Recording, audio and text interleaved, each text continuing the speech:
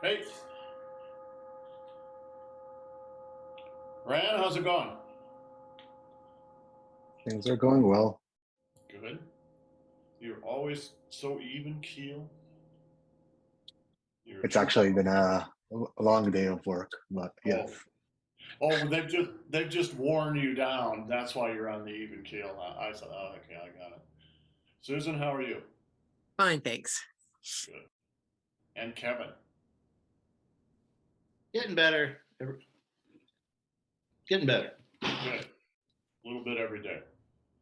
Okay, so the first thing I wanted to go over was some material that came up in the beginning class, and I realized I had never explained this move very much. It came up from watching actually Catherine do the form, and I noticed that her left hand was kind of absent from a lot of the moves. The all the forms that we're learning are right-handed forms. Forms actually have a handedness to them. All right. And the reason they teach the right-handed forms and not the left-handed forms is 90% of people are right-handed in China too. So they teach the right-handed forms. But that's a little, maybe a little annoying for people who are left-handed. Like Kevin, uh, people, I remember someone asking Master Zhang years ago, well, how do a left-handed guy, how do I learn the left-handed form? And he said, well, you do what everybody else does. You learn the right-handed form and then you teach yourself the left-handed one because it's exactly the same, only now you're doing it on the other side. Now, if you want a challenge, try doing that for a couple of moves. No, thanks. Sounds easy, but it's No, really, really difficult. it doesn't. Okay, so what happens for so Kevin's left-handed. Susan, what are you, right or left-handed? Well, I write with my left hand, but I do everything else right-handed. Interesting. Wow. And Ran, how about you? Just boring right-handed. Well, me too. So Ran and I are boring. You guys are really interesting. Yep. Um, so what happens for right-handed people when they learn the right-handed forms is they tend to kind of discount the left side of the body, especially what the left hand is doing. Now that's very common. Everybody has that problem. I did, Master Zhang did, everybody does. Um, and what has to happen is just learn the choreography as well as you can at the beginning. And then you're going to have these holes in the choreography. And those holes have to be filled in over time. And it takes 6, 8, 10 years to do that. It just does. There's no other way to do it. So what often happens is the left hand kind of goes dead, right? I'm going to try to replicate what Susan was doing she was doing this in many places, but in one particular place. So watch my left hand. All right?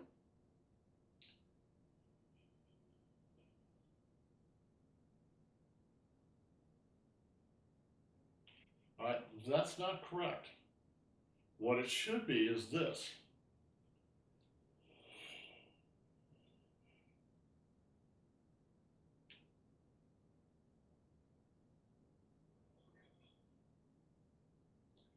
Now, the interesting thing for you guys is what the left hand is doing, what it's actually doing, what it's accomplishing, right? So watch.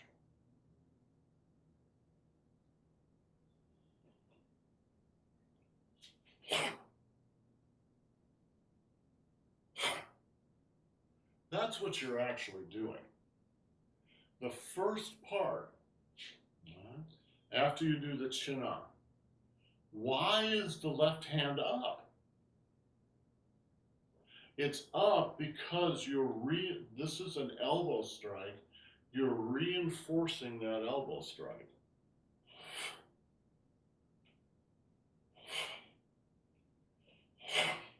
All right? And then it drops to the Dan Chen for this cha.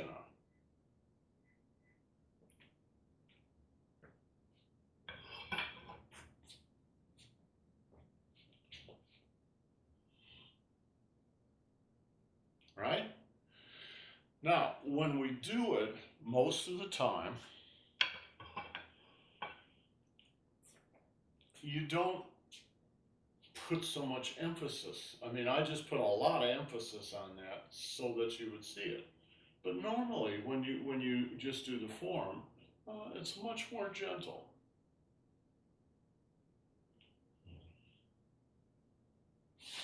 But you should know that it's there. Right? Even though I'm not doing boom, this, I'm just going like that.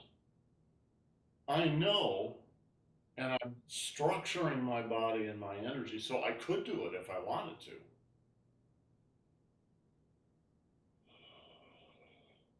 The same with this one.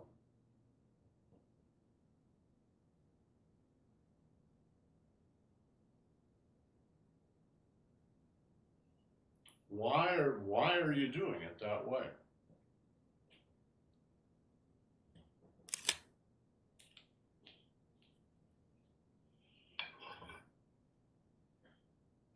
You've got somebody's hand or their wrist, and then you're up above their elbow, right? But let's take each side of the body independently.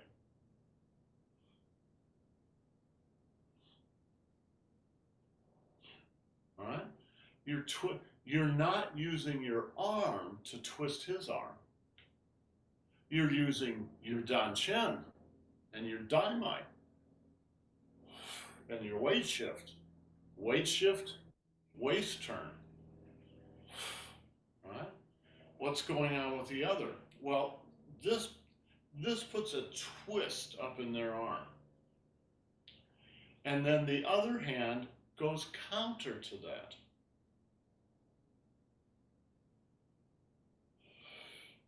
It's just like wringing out a dish rag. Only their arm is the dish rag, right? So this one is up above the elbow, and you just use your weight. You could, I suppose, grab them, but you don't need to, right? You just lean into it. Now, what is this one doing?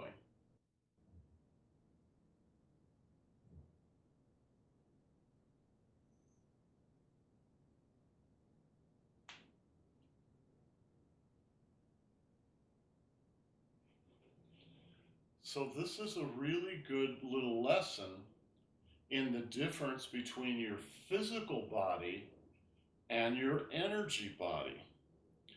Your physical body, your waist, right? My little white dot here physically can't go left and right at the same time. It can't go to the left and to the right at the same time. But your energy body can. You can have a stream of energy in your Dan Chen going left and another stream going right at the same time. So they're crossing each other. They're going like this. All right?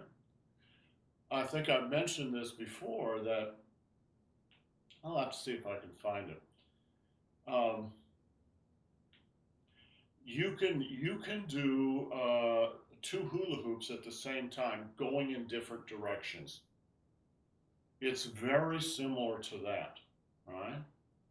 But when you do that, they will cancel each other out in the physical body, but they haven't canceled each other out in the energy body. So one is going to the right and the other is going to the left, and when you do them both together, it doesn't move at all physically. But energetically, it still is. They're still flying in both directions at once. Does that make sense, Rand? Okay. So a couple things to learn from this little sequence here, right? One, reinforce your own arm and then drop down into the chinna.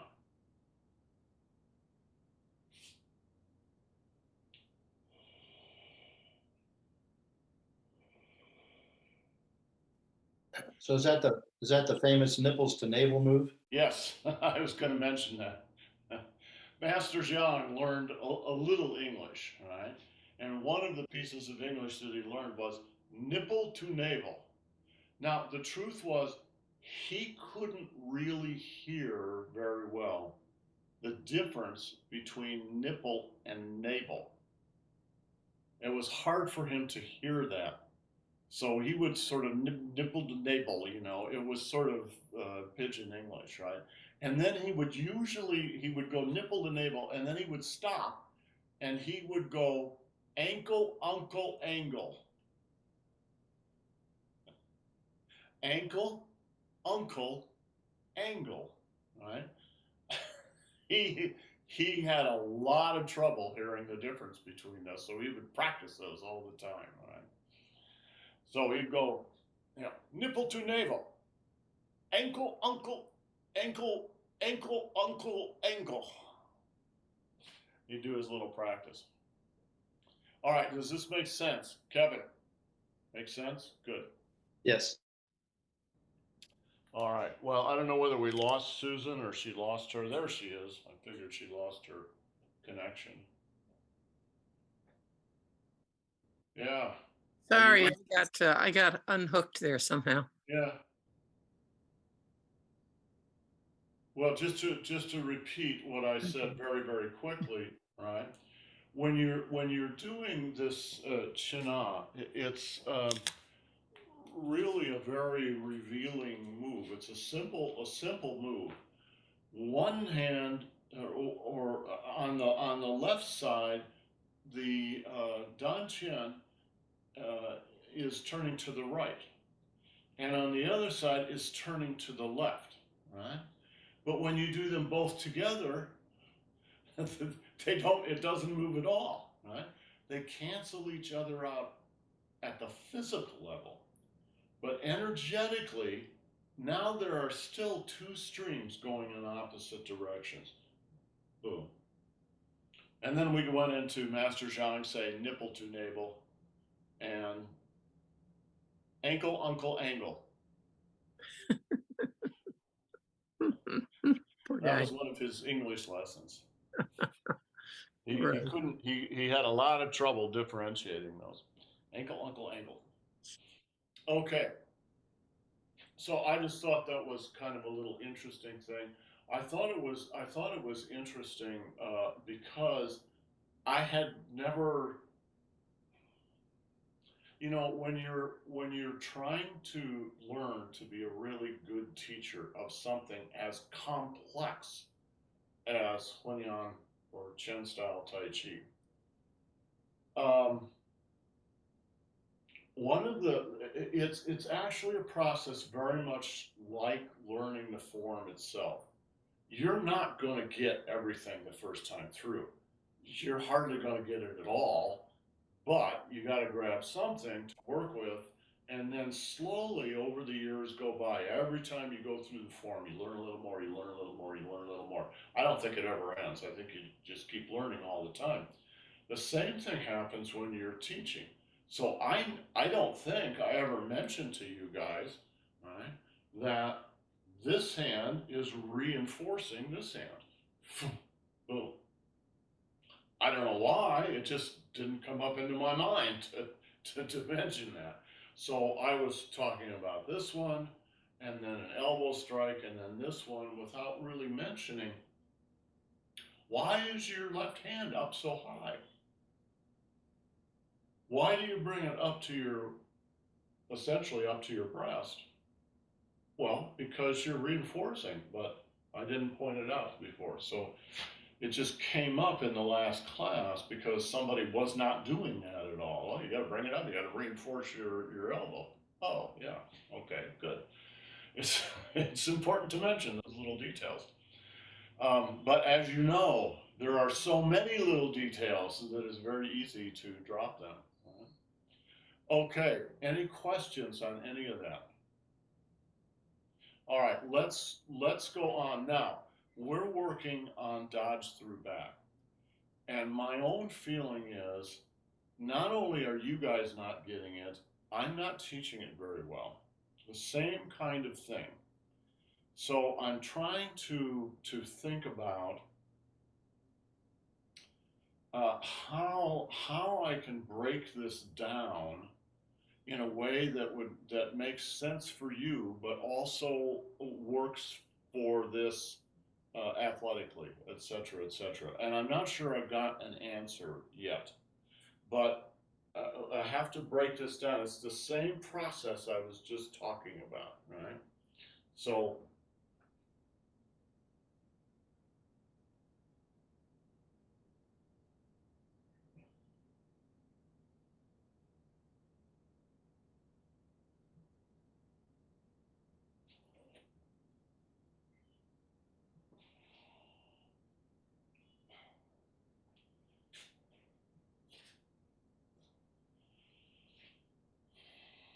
So I think we need to break this down into 3 or 4 sections. The first is really clear. It's the wind up. Right? Here's the wind up.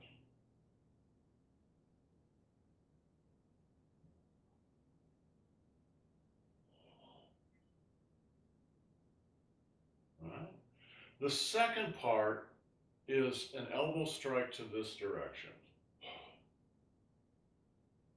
The third part is the spin and return. Okay, that's what I'm working on right now. I don't know if that's the right way to do this. I guess we'll find out. All right. So the windup is very simple. It's very clear anyway.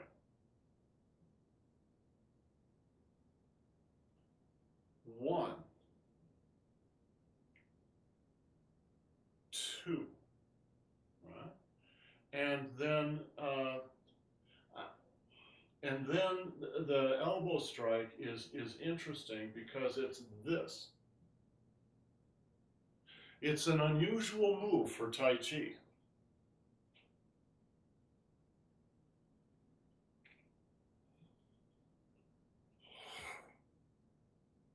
But hopefully it makes sense. Right? Let me do it with my back to you here.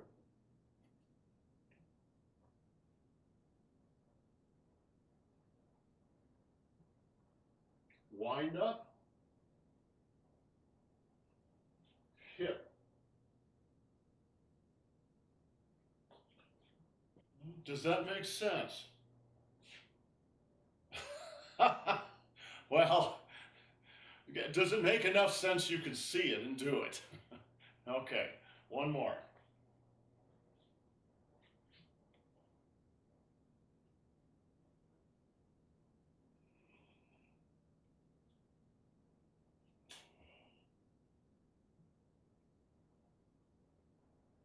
All right? Yes, Kevin. I think if you went over the placement of your feet as you make each turn, that would be useful. Well, we haven't turned yet, but that's a good lead in because that's what's going to happen now. All right? We haven't turned. So the footwork, yes, you're adjusting your toes a little bit, and we're going to have to come back and pick up those adjustments, but I don't want to get lost in where every little toe goes. Just get that basic thing. Now from there, you spin on one of your feet and you go down and then back up. So let me demonstrate. All right. Wind up. Throw. All right. Throw. And then spin down and spin back up.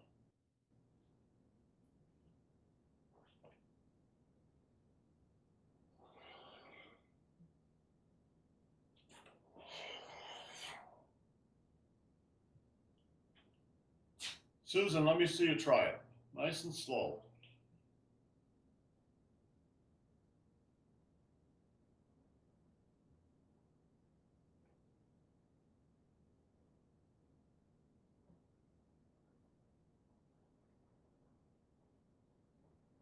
Okay, very good, much better than yesterday. But I want you to let me try one thing and watch this.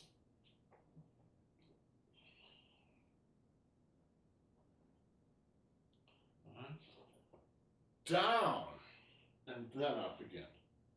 So the hands go down and then up.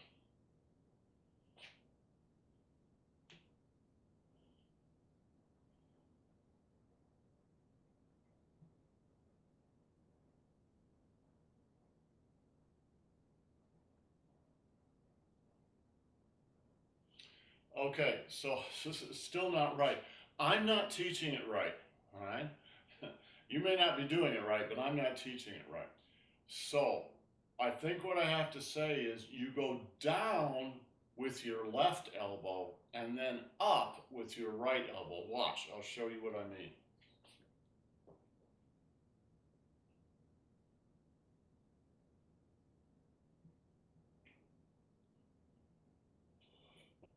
Down with the left elbow, up with the right elbow.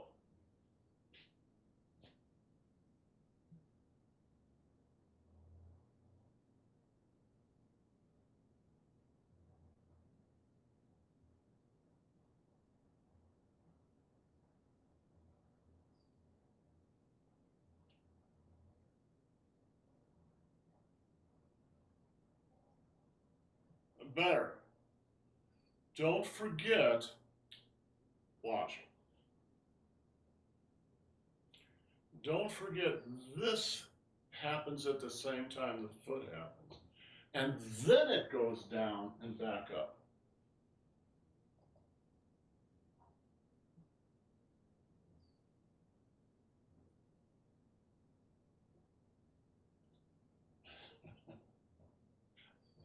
Okay, we're gonna take I want to show you guys a little video, then we'll work on Rands here a little bit, all right? So we'll have to work on this a couple of times to get it. This is very complex, and we're also spinning at the same time we're doing it. So it's a little hard to demonstrate, and it's a little hard to see it. Let me set up this video, and the video we're going to watch. We've actually watched this guy once before. He's not a Tai Chi player. He's a professional batting coach, all right? But I want you to listen to what he's saying because it's absolutely apropos of what we're doing here. Hold on.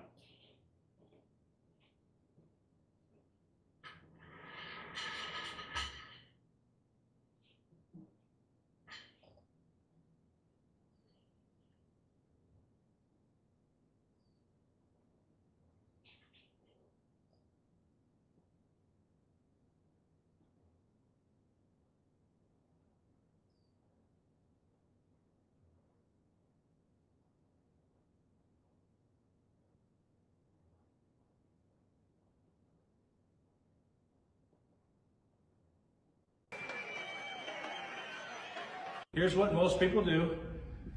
They shift, put their foot down, and then push the bat. That's what a lot of big leaguers do. They're athletic enough to be big leaguers. Their technique is not high level, okay? So what we need to do, we need to go forward, but we've got to stay back. How do you do that? This is forward and forward. This is forward and back. The whole time I'm going forward, when I'm doing it right, I'm coiling and I'm staying on my back leg even though I'm going forward. As compared to this, where I went forward and I just fall or collapse or crash to my front leg. The importance of keeping this foot off the ground as you go forward, that's how you stay back.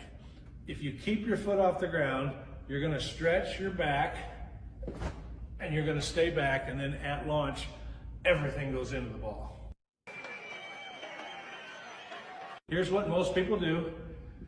They shift, put their foot down, and then push the bat. That's what a lot of big leaguers do. They're athletic enough to be big leaguers. Their technique is not high level, okay?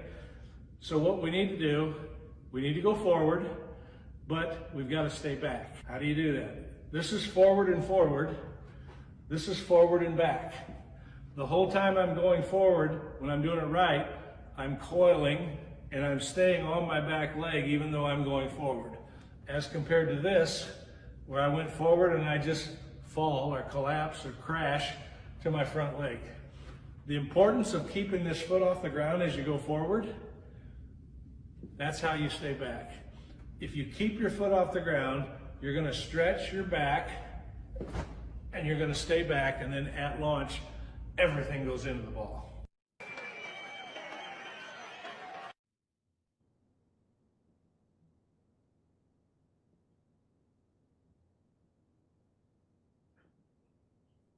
Not seen that one. Have you seen that one? No. No, no, that's a new one. That's a good one. What's a new one for our class? Maybe Kevin, have you seen it elsewhere? Okay. So basically, he uses a little different language than what we're using. I think he could use a little of our language. What he's talking about is the lower body's moving one direction, but the upper body's moving another direction. And what that does is it twists the whole body into a spiral. All right? So you're standing there with your back, right? And your lower body moves into the ball, but your upper body moves away, and then you swing, then you launch. So there's something like that going on with what we're doing here. The only difference is we're actually spinning 180 degrees as we do it. This is not an easy move to get, and we're in the stage right now where I'm trying to figure out how to say this so that the pieces that you do go 1, 2, 3, 4.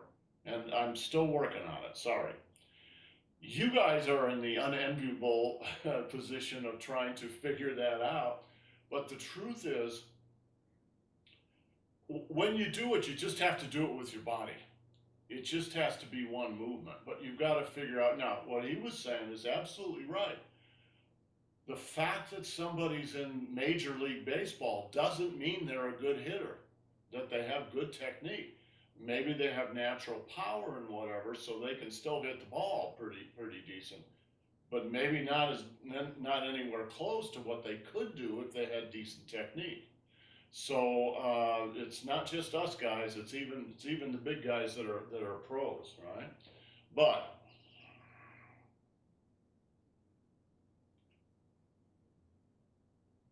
right, this foot is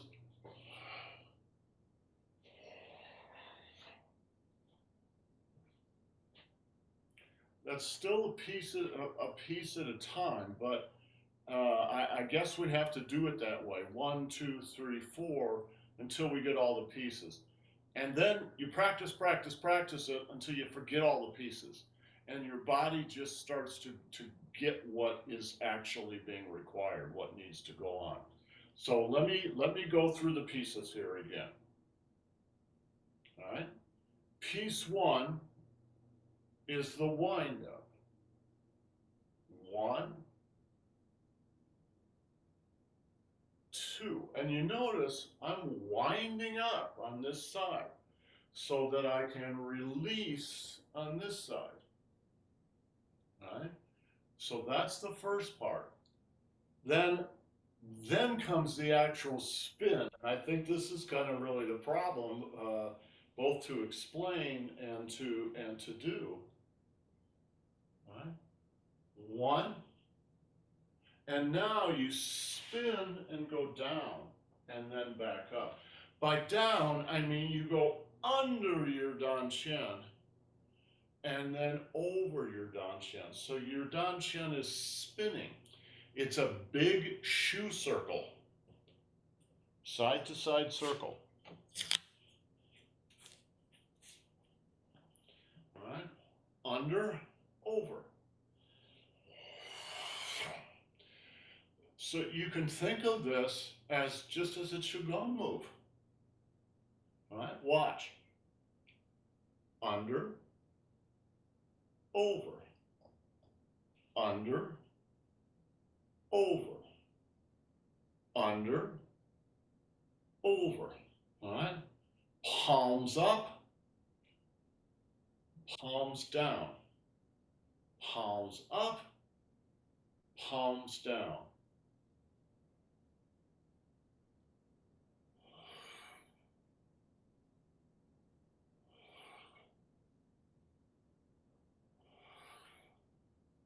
Now, when we actually do it, we don't quite do it that way. You also reinforce, all right?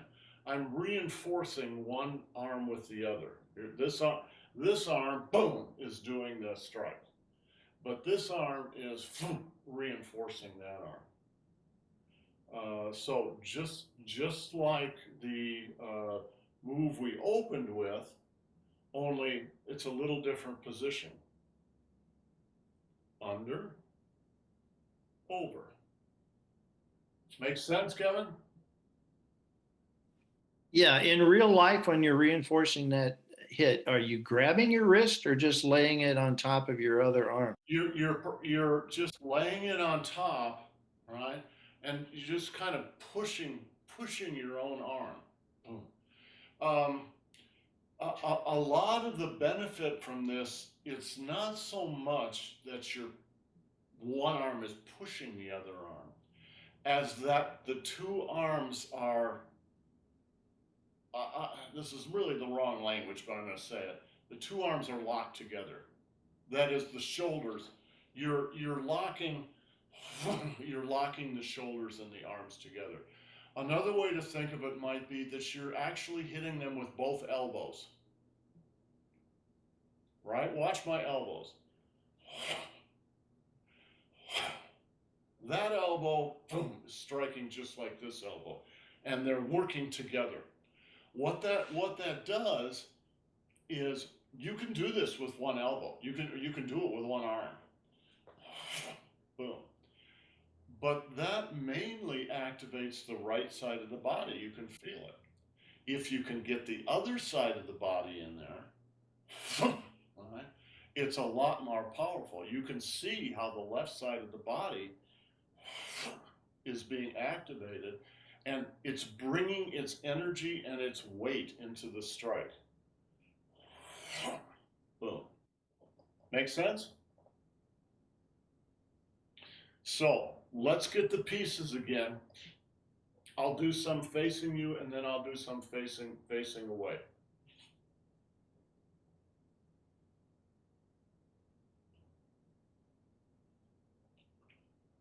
Wind up. 1 and 2. Let me see you do it, Susan.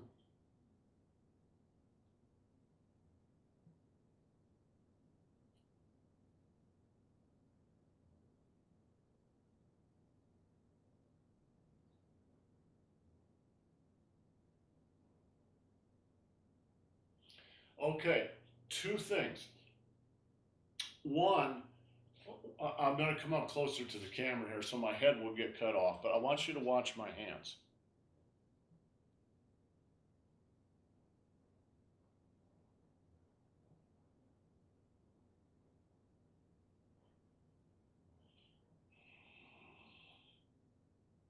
All right, that's the first thing. All right, so your right hand, you just lose your right hand. You come up into your wrist. You have pung in your wrist.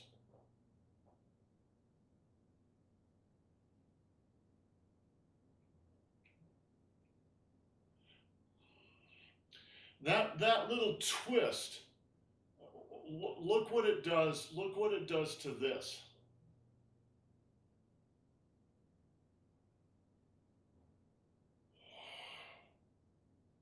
Right?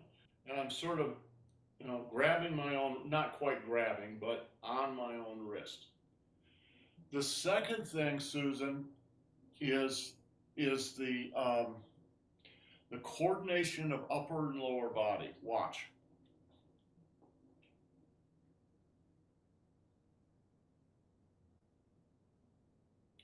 and I'm thinking about here, right? So the foot goes back, but the arms go to the left. The foot goes to the right, the arms go to the left, right? And the arms go out because just like with a figure skater, it's the movement of the arms that really create the spin. Watch.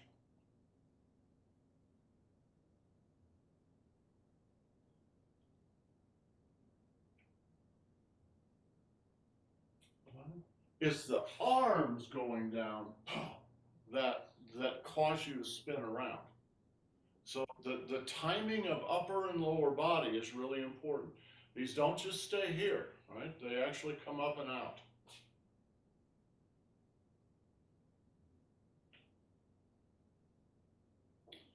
So the foot and the arms go together. It's not 1, 2, it's just 1. Watch.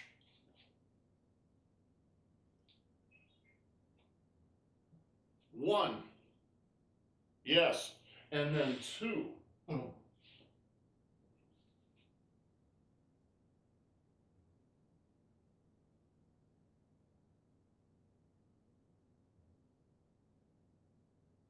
One. 2. Much better. Much better. So just practice on that until it gets so comfortable that it starts to smooth out and you stop thinking about it, right? Rand, let me see you do it. Okay.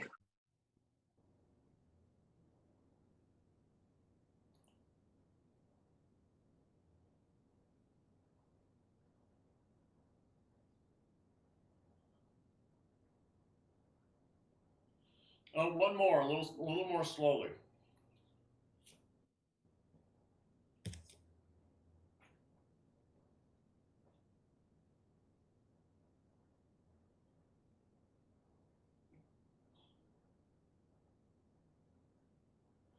Okay, so you both got the basic ideas, and I'm going to assume Kevin does too.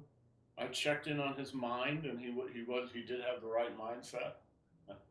So just practice it, just fool with it a little bit, and then next week we'll go on to finish this whole move because we still got the other half of the move to do. But this is real. I think this is really the hard part.